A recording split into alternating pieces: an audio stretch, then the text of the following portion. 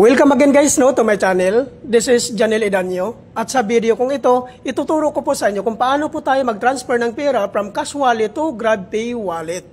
Sundan nyo lang po ang vlog ko na ito guys para po alam nyo kung paano po tayo mag-transfer dito. Ang gagawin lang po natin dito guys, i-click lang po natin itong Grab Driver app. Ayan. Ngayon po guys, nandito na po tayo ngayon sa dashboard po ng ating Grab Driver app po, no? So dito po sa baba, makikita po natin dito sa baba yung earnings. Click po natin yan ang earnings. So dito naman po guys, sa bandang right side po guys, makikita naman po natin dito ang wallet. So i-click po natin itong wallet po. Ngayon po guys, andito na po tayo ngayon sa two types of wallets po ni Grab.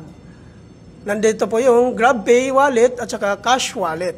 So ang gagawin po natin dito guys, so which is magta-transfer po tayo ng pera po papunta po sa GrabPay wallet po natin. So i-click lang po natin yung cash wallet po natin. I-click po natin yan. Cash wallet. Ayan.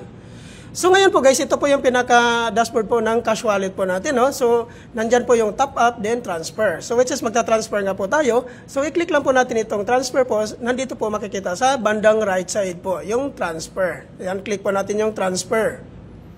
So ngayon po guys, dito po sa dalawang pagpipilian natin dito guys, which is mag-transfer nga po tayo papunta po sa ating GrabPay wallet. So yan po ang i-click po natin. So click po natin yung GrabPay wallet. Ayan.